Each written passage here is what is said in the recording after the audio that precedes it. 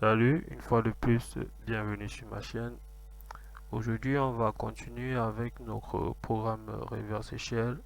Et dans cette vidéo, on va s'attarder sur la partie client de notre programme en la convertissant en exécutable de façon à ce que toute personne ayant un système Windows 64 bits, vu que nous sommes je travaille sur un système 64 bits et la conversion va se faire en 64 bits. Donc, toute personne ayant un système Windows 64 bits pourra utiliser notre programme sans avoir besoin de d'avoir l'interpréteur Python installé dans son PC. Alors pour commencer, déjà il y a des prérequis. Vu que nous utilisons un programme nous créons un programme qui va se connecter constamment sur le réseau. Déjà il faudrait s'assurer que l'adresse du client soit exactement celle du PC du hacker, donc vu que c'est le client qui se connecte vers le PC du hacker, vu que la partie serveur de notre reverse shell, c'est cette partie-là qui attend les connexions. Déjà, il faut s'assurer que l'adresse IP que l'on met dans notre programme client soit celui de, du PC de notre hacker. Alors pour faire cette expérience, j'utilise un modem MiFi 4G. Alors pour connaître l'adresse IP qu'on va donner à notre partie client, là on va juste sur, on fait un clic, un instant, voilà,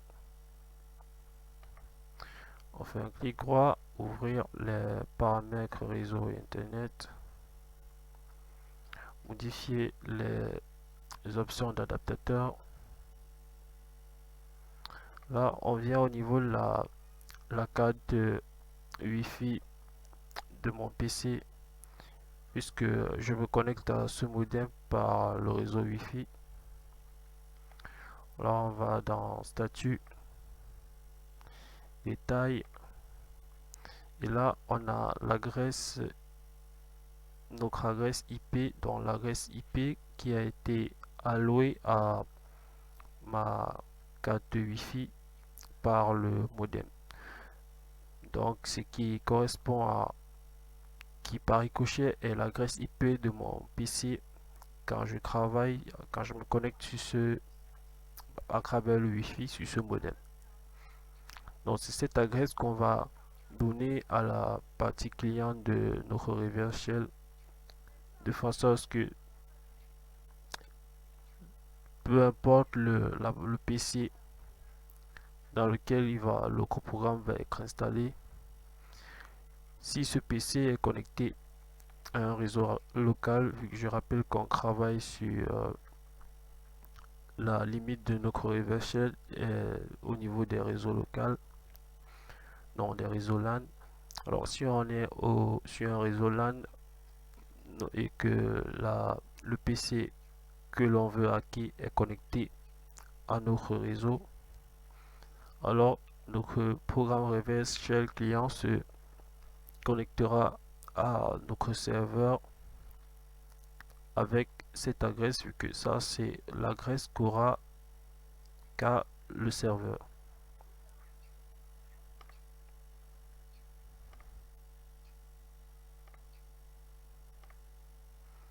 Alors c'est cette adresse là que j'ai inscrit là.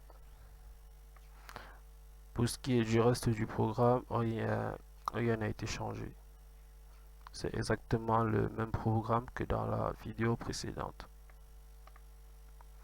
Alors pour effectivement convertir le fichier en exécutable, on va tout simplement taper cette commande. Alors on ouvre déjà l'invite de commande Donc là, je l'ai ouvert exactement dans le même répertoire que où se trouve mes fichiers, le fichier que je vais convertir. Donc il faut s'assurer on est exactement dans le même répertoire. À défaut de cela, on va devoir copier tout l'arborescence et pour, euh, pour convertir le fichier. Alors pour faire cette conversion, on va utiliser la librairie PyInstaller. Pour ceux qui n'ont pas encore cette librairie, il vous suffit juste de taper la commande pip install PyInstaller. Ensuite, vous appuyez sur Entrée. Cette librairie va s'installer. Alors, si vous avez un souci lors de l'installation, rassurez-vous que vous avez installé les dépendances Visual C++ 2015. Donc, ça peut être l'une des causes qui empêche à ce que cette librairie, l'absence de cette dépendance peut peut faire en sorte que la librairie ne s'installe pas comme il se doit. Alors, après l'avoir fait, là je vais plus refaire puisqu'il y a présent, la librairie est présente dans mon PC. Alors après l'avoir fait, vous tapez la commande py installer suivi du nom du fichier qui doit être converti en exécutable qui est en espion 5.py. Euh, Là, c'est la commande minimale pour convertir un fichier Python en exécutable. Alors ici, dans notre programme, c'est un programme qui va, qui va afficher une montre. Mais le souci, c'est que en l'exécutant, on a une console qui apparaît. Déjà, on va le refaire. Alors si on exécute tout simplement comme ça, on a la console qui apparaît. Et on a notre montre. Oh merde.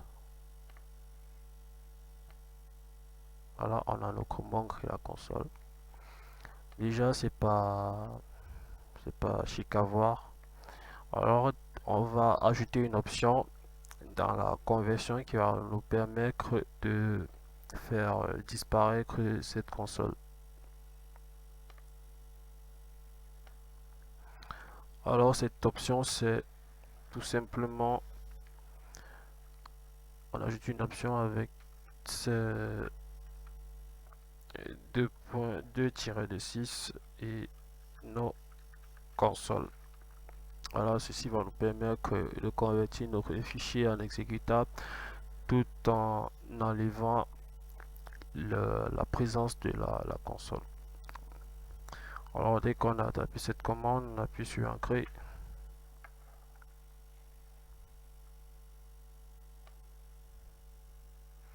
Là, vous pouvez voir déjà qu'il y a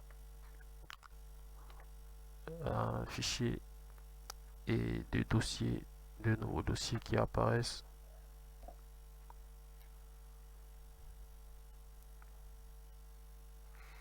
On a un troisième dossier. Voilà, la conversion est terminée. Là, c'est un dossier qui apparaît très souvent lorsqu'on exécute un programme Python. C'est un dossier cache. Là, on a un dossier temporaire qui contient les éléments qui ont permis de créer notre exécutable. Donc, même s'il contient déjà un exécutable, c'est pas la peine de l'exécuter puisque il est juste temporaire. Alors maintenant ici, on a exactement notre exécutable, notre distribution. Là, on a notre fichier exécutable. Déjà, vous pouvez constater qu'il a une icône alors qu'on n'a pas donné une icône à notre programme. Donc, c'est ce qui se passe avec Python quand vous n'allouez pas une icône à votre programme. Il alloue cette icône par défaut à votre programme. Donc, dans les options, on aurait pu ajouter une icône avec une autre option là. Alors déjà, si vous exécutez l'exécutable sans les autres fichiers d'auto, il y aura des messages d'erreur puisque ce n'est pas un exécutable qui tourne autour de un seul fichier qui tourne autour de lui-même. Il a des librairies tout autour dont il dépend. Là, ce sont des librairies dynamiques de Python. Là, on a la librairie socket. Là, on a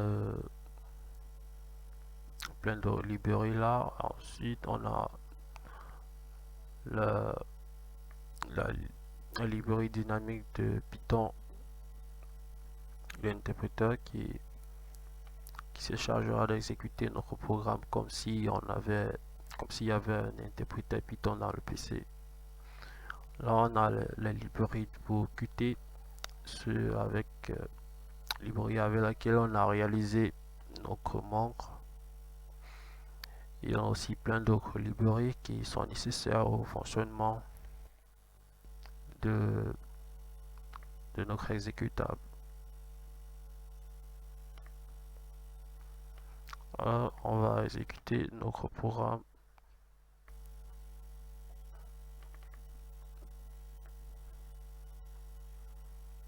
Voilà. Voilà. Voilà, on a notre programme qui fonctionne. Et on n'a pas de console. Voilà.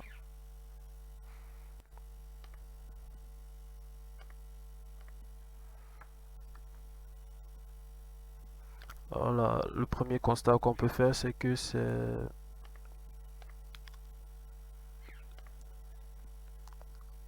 un dossier qui pèse énormément. Mais il y a de tous ces fichiers, il y a certains qui ne sont vraiment pas nécessaires. Déjà, il y a ceci qui n'est pas nécessaire, ceci là, ceci qui n'est pas nécessaire, ceci aussi qui n'est pas nécessaire, je crois aussi ceci. Voilà, mais bon, il faut vraiment savoir ce qu'on fait quand on décide de supprimer certaines parties de notre distribution, de notre programme exécutable.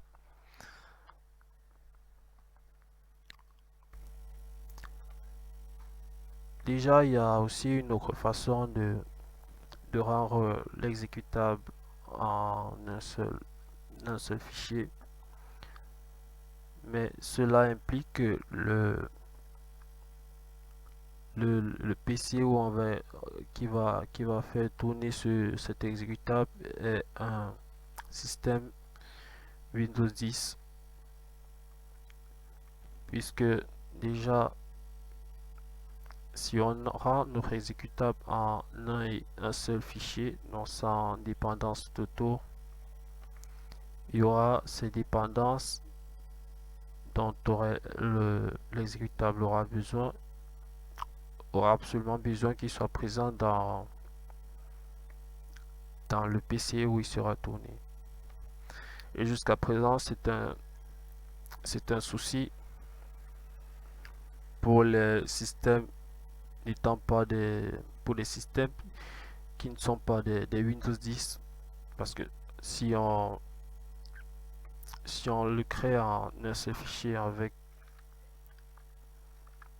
cette option One File, déjà il y a cette librairie, ces différentes librairies dont le fichier aura besoin. Ensuite, il y aura euh, aussi ces librairies aussi Python 3.6 dont le fichier aura besoin pour s'exécuter. Mais cela, on peut corriger tout simplement en utilisant l'option clean, ce qui va faire en sorte qu'on n'ait plus besoin que cette librairie soit directement intégrée dans notre exécutable. Mais pour ce qui est de ceci, il faudrait absolument qu'on soit sur un Windows 10 ayant ces librairies. Donc pour ceux qui ont des Windows 7, vous aurez beaucoup de soucis à faire tourner le programme, puisque sur plusieurs Windows 7, il y a ces mises à jour qui ne sont pas présentes vu que ces librairies viennent quand on fait une mise à jour de Windows 7. Raison pour laquelle le programme ne va pas tourner s'il n'est que constitué d'un et un seul fichier. Donc, pour être sûr que notre programme va tourner sur tous les PC, il faut tout simplement le rendre en exécutable ayant des dépendances, toutes ces dépendances tout autour de lui. Donc ça, c'est la meilleure chose à faire pour être sûr que notre programme va fonctionner. Alors, c'est tout pour cette première partie. Merci de l'avoir regardé. J'espère que vous l'avez apprécié. N'hésitez pas à liker et abonnez-vous à ma chaîne. On se retrouve pour la deuxième partie de cette vidéo.